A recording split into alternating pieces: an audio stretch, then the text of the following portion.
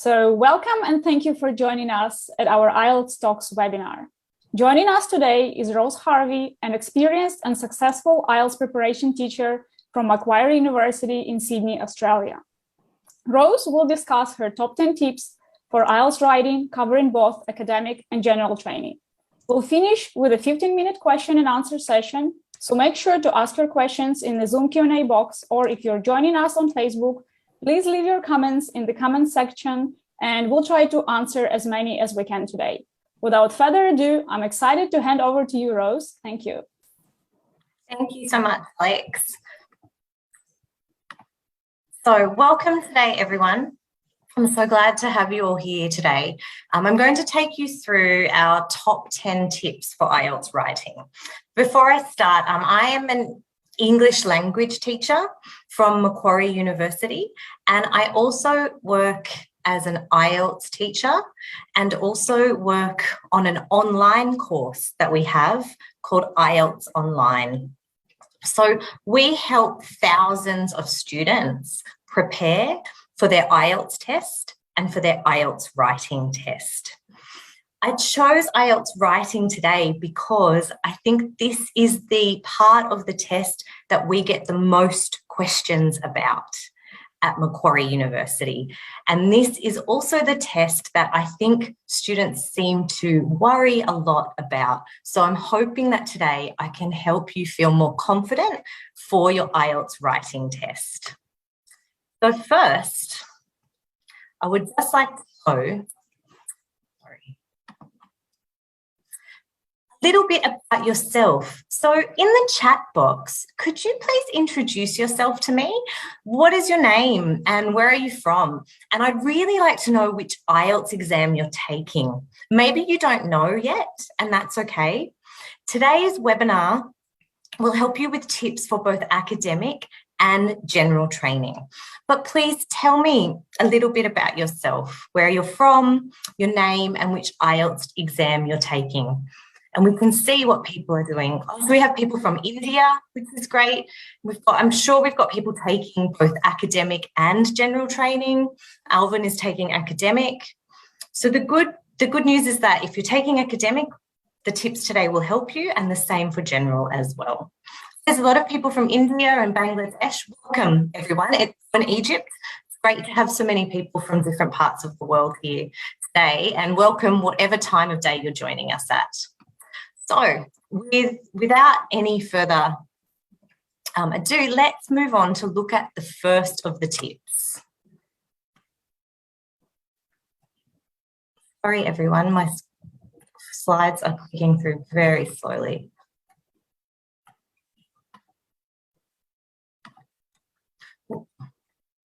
Okay, so the first tip is to make sure that you understand the different tasks. What this means is understanding what you need to do in each of the tests. So for general training, you have 60 minutes, and your task 1, for 20 minutes, you should write a letter requesting information or explaining a situation. There are 7 common letter types, and they're listed there. They include an apology letter, an invitation, an arrangement, and a complaint, and some other types there.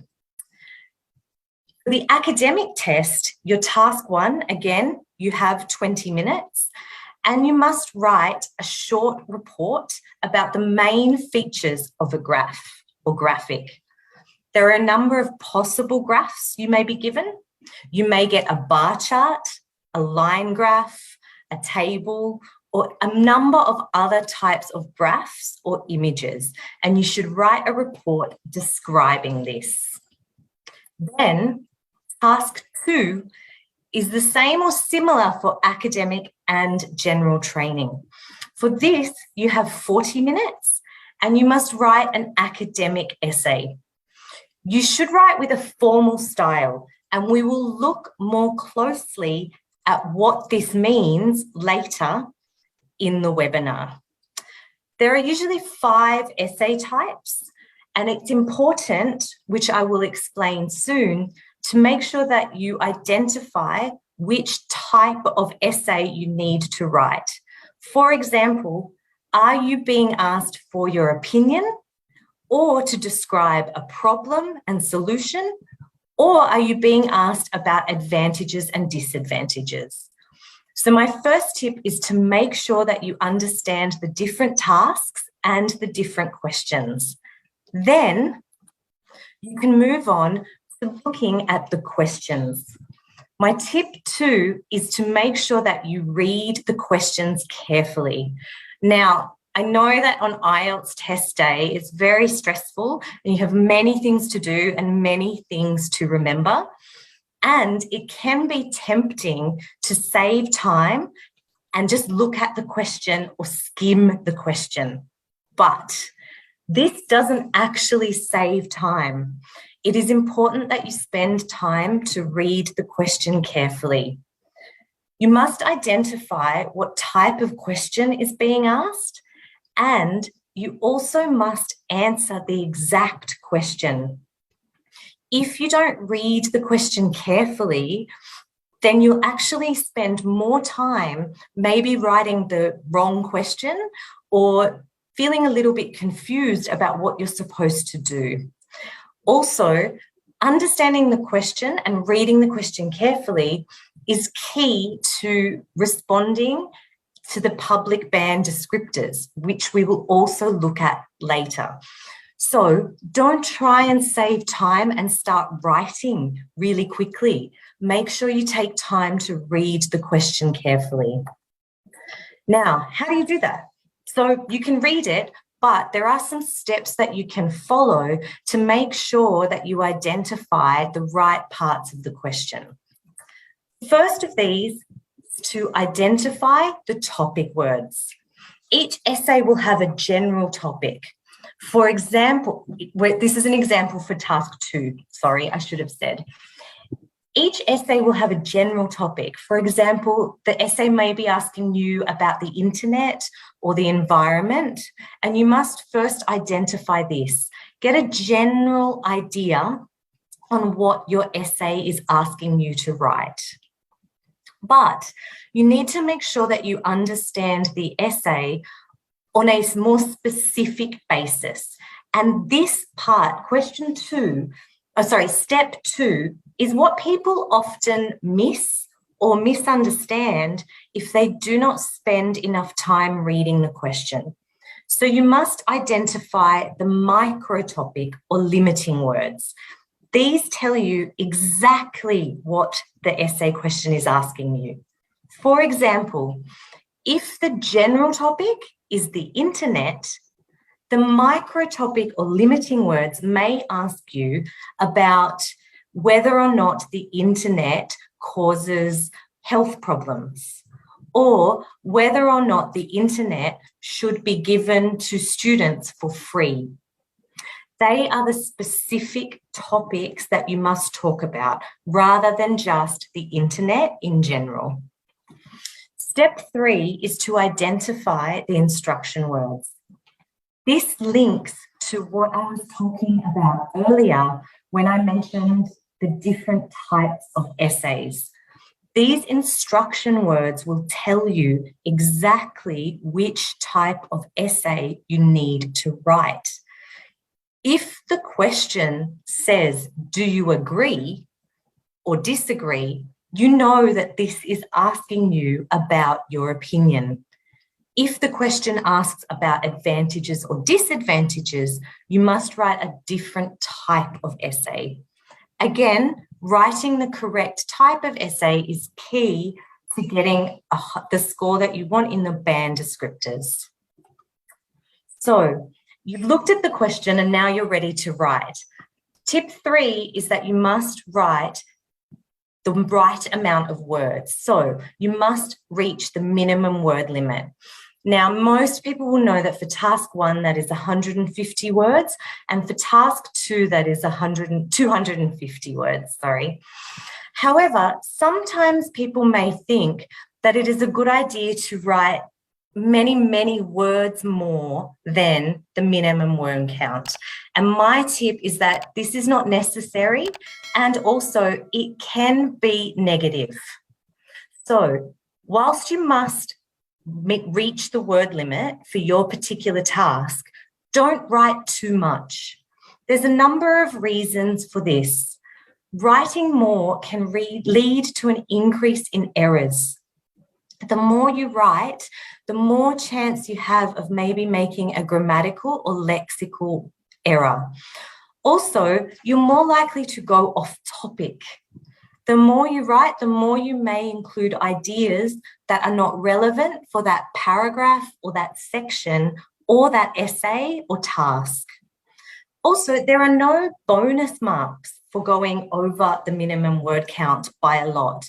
You don't go up band scores because you wrote 500 words. So what you should do is write effectively and precisely. Also, we'll look in a minute at how important editing is and checking your work for errors. Obviously, the more you write, the more difficult it is to edit and find your grammatical and vocabulary errors. So what you should do is make every word count. It is important that every word and every sentence you write in IELTS, you're writing that for a reason.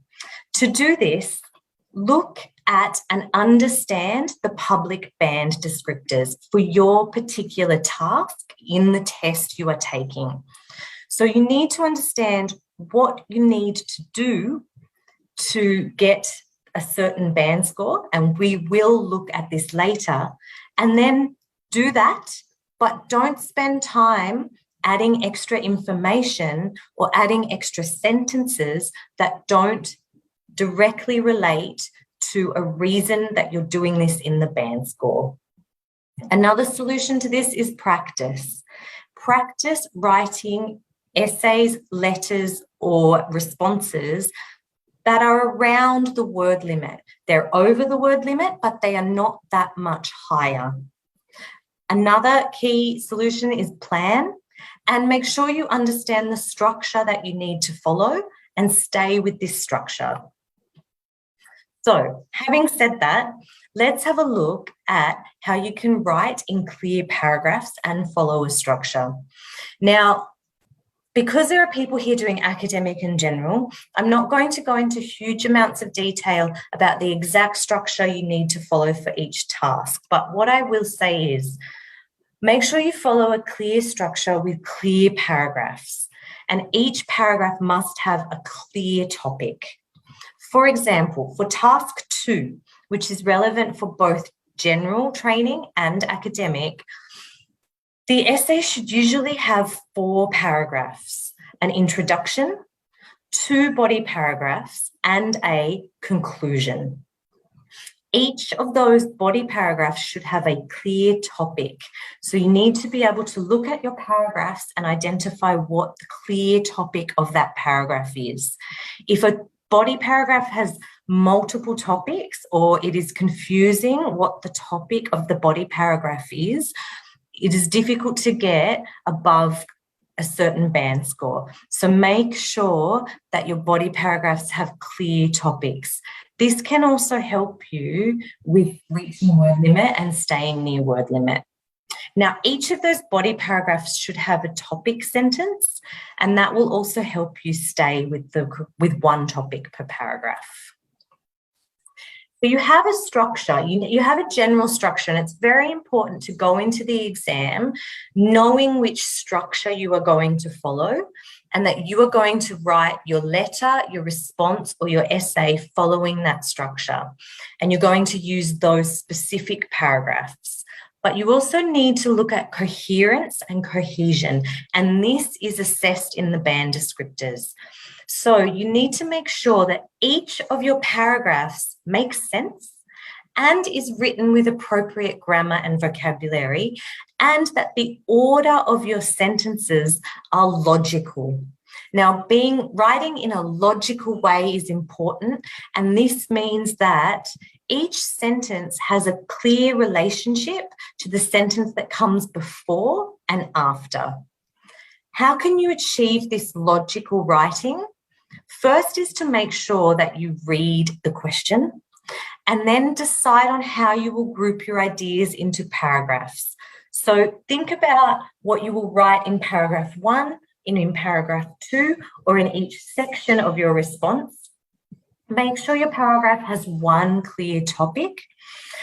And then make sure that your ideas are progressing logically, that when you write one sentence, the next sentence has a strong relationship to the sentence before it. Then when you've finished writing, and we'll look at this shortly, you'll move on to your editing and you should read through your paragraphs. You should make sure that your sentences within your paragraph flow logically. So make sure that there's a clear reason. You can see if you read your paragraph, and you should be doing this when you're practicing. If you read your paragraph and you're reading a sentence and then you read another sentence and it is confusing why those sentences are next to each other, that is probably an issue with coherence and cohesion. And you should look at creating a better relationship or looking at the order of your sentences. Coherence and cohesion is also impacted by cohesive devices. Cohesive devices are words like however, in contrast, as a result, in addition. And using enough and correct cohesive devices is key to constructing clear paragraphs. So it's important that you understand what these cohesive devices mean, what punctuation they need, and also how you can use them. So if you think that cohesive devices is something you need to work on, start doing some extra practice in that area. And these are assessed in the band descriptors. Okay, moving on to tip 5. My tip 5 is do not memorize answers.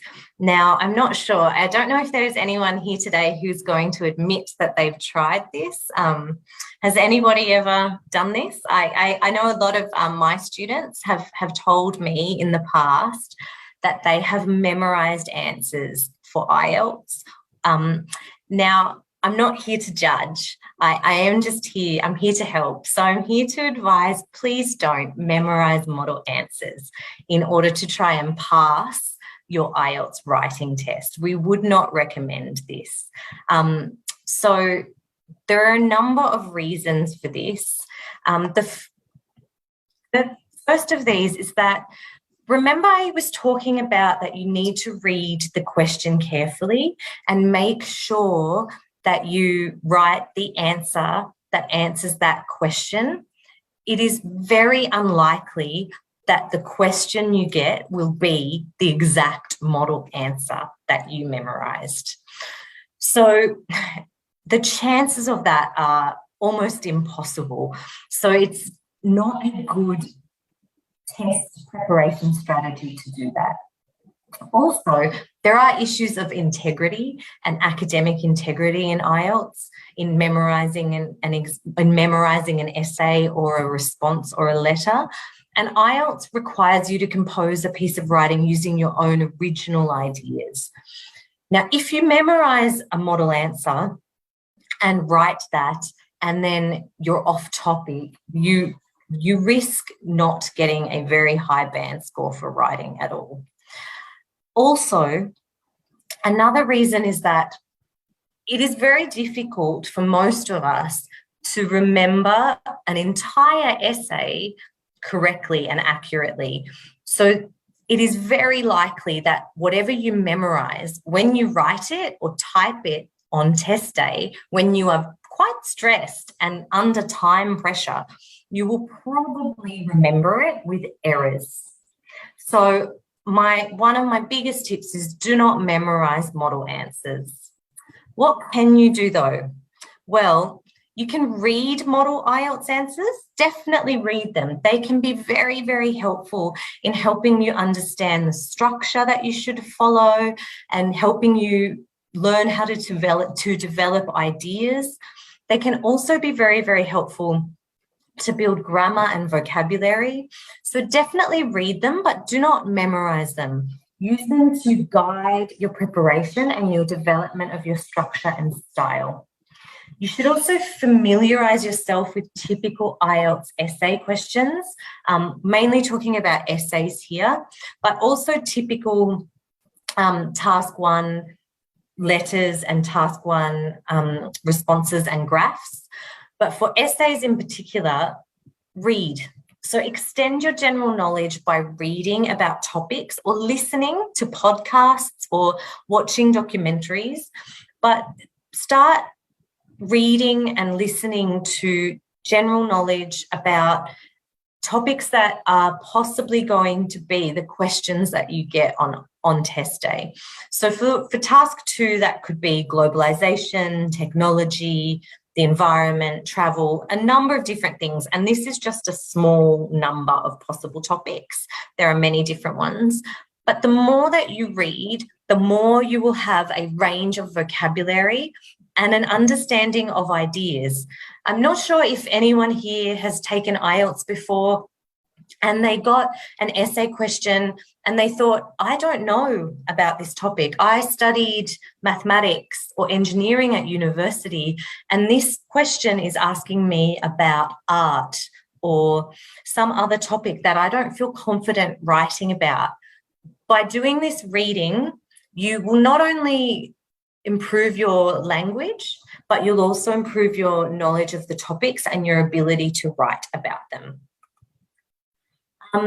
My tip 6 is to use your time wisely. So it's important to remember the time limit for each writing task, and to make sure that you manage your own time.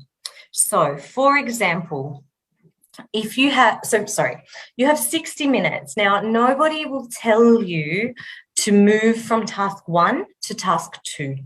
So you will not get a warning that someone will say, okay, you have spent 20 minutes on task 1, move to task 2. So you need to remember to stop working on one task and move to another. Now, task 2 is worth more than task 1. So if you wish, you can start with task 2. You should spend around 40 minutes on task 2 and around 20 minutes on task 1, but make sure that you judge that time. So remember the time limit for each writing task. Do them in the order that you like, and remember task 2 is more important.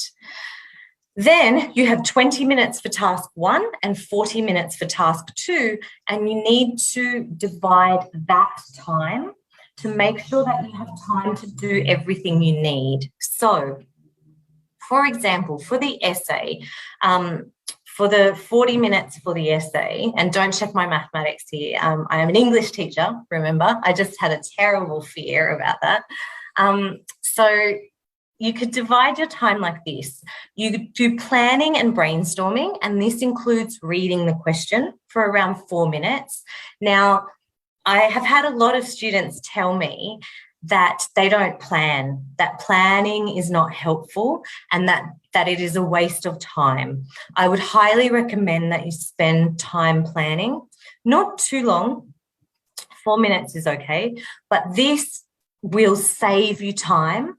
And I've already talked about how it's important to stay on topic and answer the question. Planning will help you with that. Okay. Now then you can move on to writing the parts of your paragraph. Now we had four sections before, so we've divided those evenly.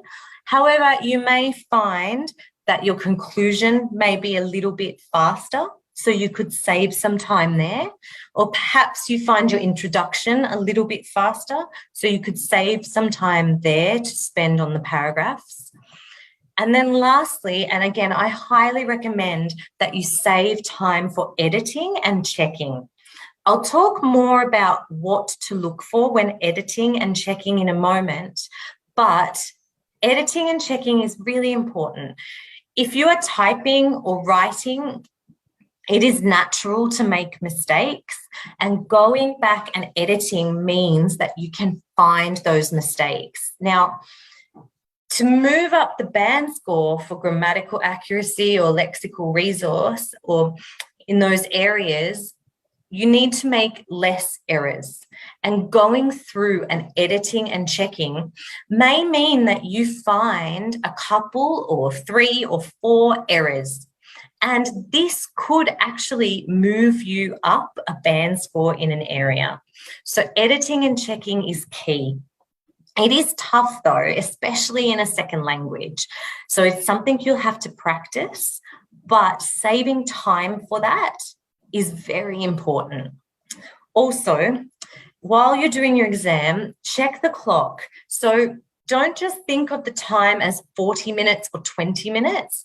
Check the clock when you finish a paragraph to make sure that you're on time. And any extra time you have, check grammar, check vocab, and check paragraph structure. And again, planning is really, really important. So as I just talked about, when you plan your ideas, you're more likely to stay on topic and your writing will become more efficient. So I've spent many years as a teacher trying to convince my students to plan. So I'm hoping that today I've convinced some of you of the real importance of planning. Even on IELTS day when you feel really stressed and you think there's not enough time, really try planning when you're practicing and see how it goes. And I really think it will make a difference in your writing. My tip 7, which I have spoken about a little bit already, is to make sure that you understand the public band descriptors. So the public band descriptors can help you understand what you need to do to get a specific band score, what can stop you from getting a higher band score, and what areas you can focus on improving. So for this will be different for different people, depending on the test that you are taking and depending on the band score that you are aiming for. So it's really key that you understand. So my advice is to get the public band descriptors, download them, print them out, or maybe that's my age showing that people print things, but get the public band descriptors and look at the band score that you are aiming for. Perhaps this is a 6.5 or a 7, but highlight the area that you're looking at and look at exactly what you need to do in task 1 and task 2 to get the band score that you need. But then, and make sure that you look up any words you don't understand, speak to someone if you need clarity, ask someone who speaks strong English at work, ask a friend, ask a teacher. But it's really key. If you don't understand something in the band scores, ask. But then also look at the band score above what you need and look at the band score below what you need and understand what could stop you from going higher and what could make you go lower. And then see where you're in the middle. So why are you in there? Why aren't you getting up? And why aren't you going down to another band score? And then start having a look at your writing and see how you can improve. So spending time with those spending time with the public band descriptors and really understanding them can really help you focus your writing. As we've said, you only have a certain amount of time and you have a word limit that you need to stick to. So really understanding these band descriptors can make sure that every word counts and every word is maximizing your chance to increase your score. So I spoke about this shortly before, but another real key area that can help you is if you are editing. So that's really hard to do. If someone gives you a piece of writing and says, edit this, it can be really hard to know. So my advice is to understand which errors you make. Now, people tend to make specific types of errors. This might be because of the native language that they speak, because sometimes our native language impacts on the way that we write or speak in our second language. So it could be an influence from that, and it might be something that is common between you and your classmates. Also, sometimes people just make different types of errors, and it's really important that you understand which type you make. Now, errors can have a significant impact on your band score. So knowing which errors you make allows you to do two different things. First, you can focus your grammatical preparation on improving that type of error. Also, you can edit for that specific type of error. So some really common mistakes or errors that students may make are subject-verb agreement. So, for example, the verb does not match the subject, spelling, punctuation, the incorrect tense, missing or extra articles or incorrect articles like the, and an, or incorrect word forms. So, for example, using the verb communicate when you need to use the noun communication. So, identifying which of these you commonly make. To do this, you might like to ask someone to have a look at your writing, or you can go through and actually have a look and check these kind of manually. Look at subject-verb agreement. Are they incorrect? And run something through spell check. Are you making a lot of spelling mistakes? What type of spelling mistakes are you making? Even run something through grammar check on Microsoft Word and see what type of grammar mistakes you're making, and then use that to inform your preparation and your editing on test day. Similarly to this in relation to grammar and vocabulary, my tip 9 is that you should make sure that you use complex grammar and vocabulary. So using a range of complex language is important. So if you wrote an essay, a letter, or a response that had no mistakes, had no errors, so in terms of accuracy, it was perfect. But if it was very simple, if it used very simple sentences, simple language, you would probably not get the band score that you are aiming for, because as well as being accurate, your language must also be complex. The IELTS examiners are looking to see that you can achieve accuracy at a certain level of complex language. So you need to make sure that you include a range of complex language. Now, for grammar, this includes adverb clauses, so sentences like when, while, although, and even though. It also includes noun clauses like that, why, when, and where, as well as adjective clauses like which, where, why. So there's a range of grammar that you can use. We're also talking here about things like passive voice, noun phrases, and a range of different grammatical grammar that you can use. But also, we're also looking at lexical complexity. So lexical complexity means using less common vocabulary. So making sure that we're not using the vocabulary that you first learn when you learn English. So words like good or bad, they would not be classed as less common vocabulary.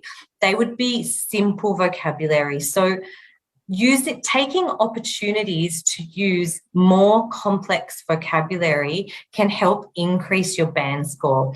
So instead of a word like good, we would be looking to probably use a word like beneficial or positive. Now, this does two things.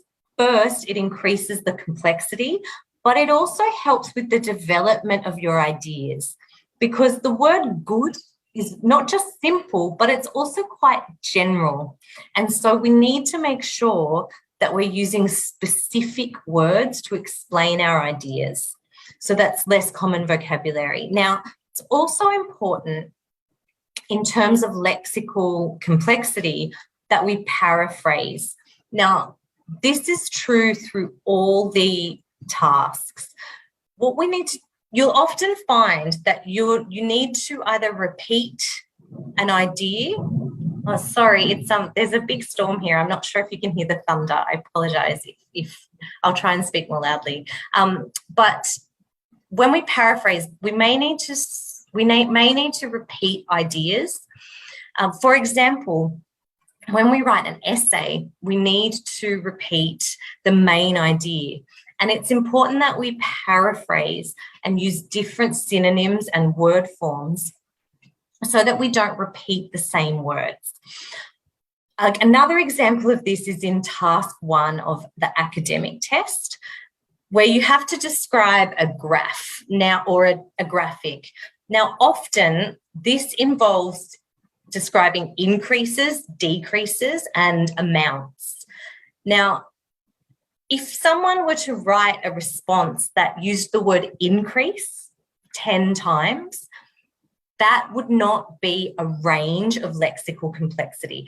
That's not complex language, and it's not a range of language. So we need to make sure that we're looking at using different words. If we want to say increase a couple of times, we can say increase, we can say rise, or we can use the noun.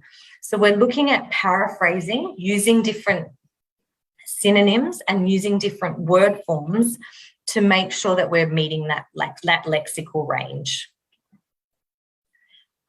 And then my last tip, and this is true for all academic tasks and general tasks, is to choose the correct style.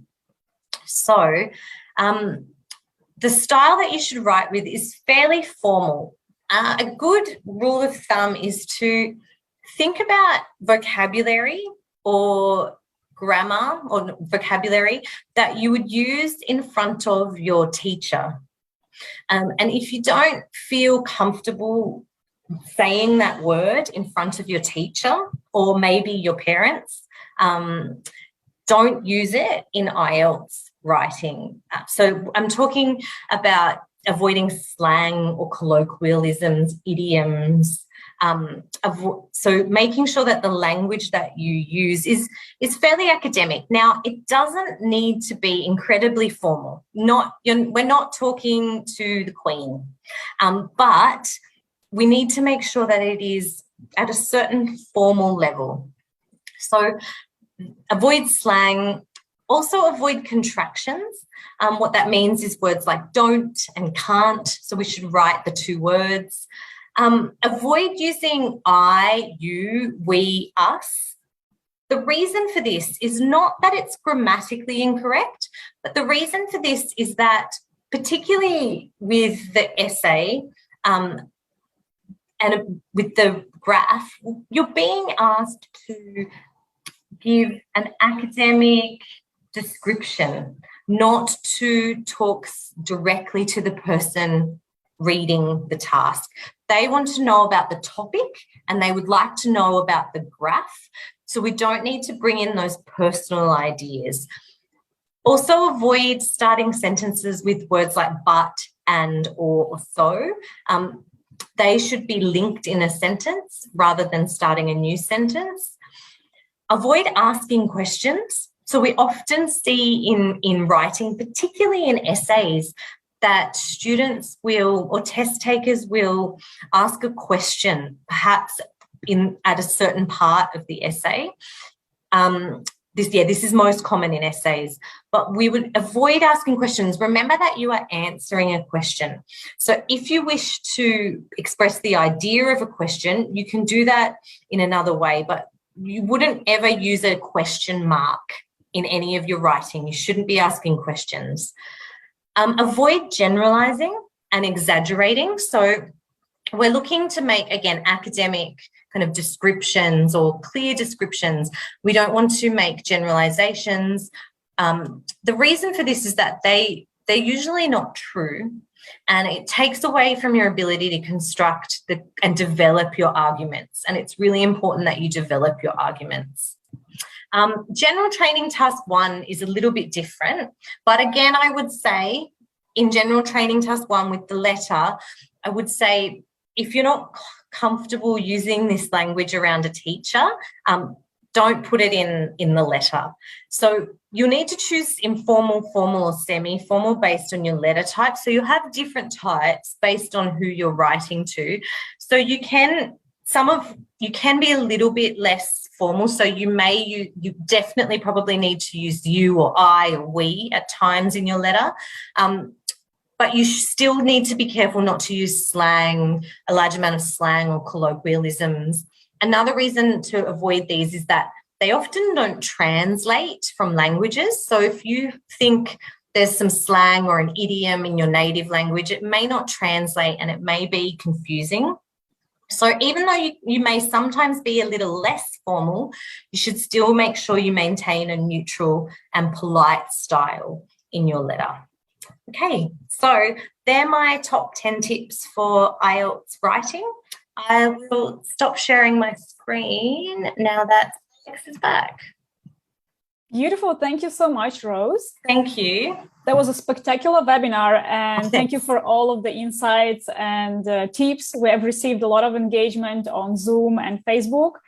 Questions are still coming in. Are you ready to answer some of them? Yep, I'm ready. Beautiful. And I'm really glad that we're on time. So we will have 20 minutes to answer questions. So that's a lot of time.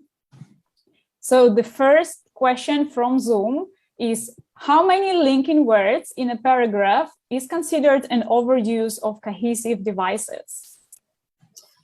It's hard to say a number, but I wouldn't like to ever say an exact number. But and just to remember that they are quite short paragraphs. So they're a lot shorter than probably, or definitely, a paragraph that you would write in a university essay.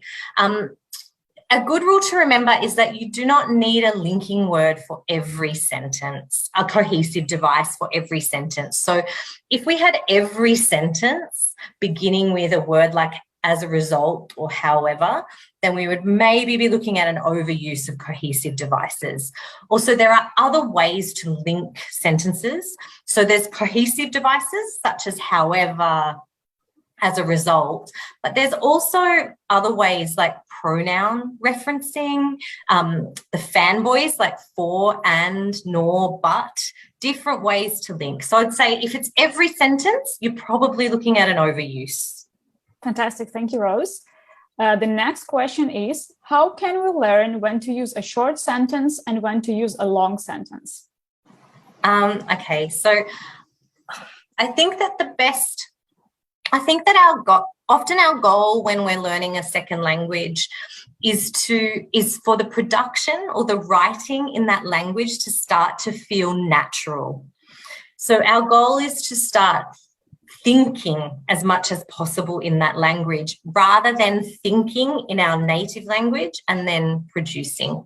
So in order to start to know when to use which vocabulary and grammar, my biggest tip would be spend as much time as possible in English.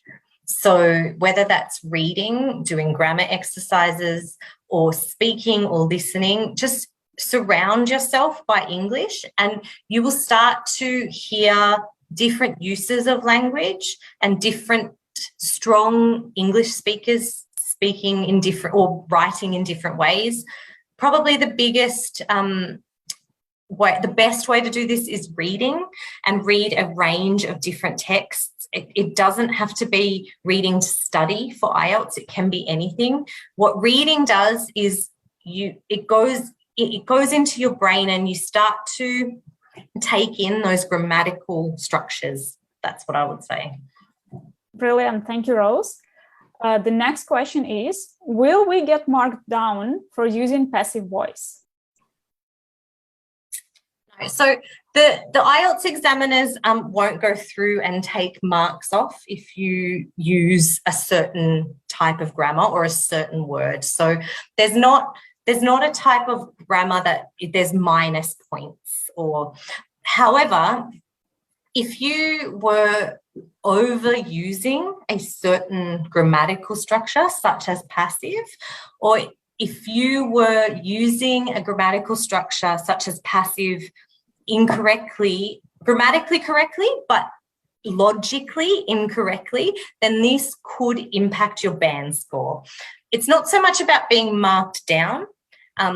It's more about using the grammar correctly and how this could impact either accuracy if it's incorrectly used, or impact your range if you're overusing passive. It can also impact development sometimes if you use too much of one grammar type. So just make sure that you're using the grammar correctly for the description or development that you would like. Great, thank you, Rose. The next question would be, how do we plan and brainstorm? Can you give any example or advice?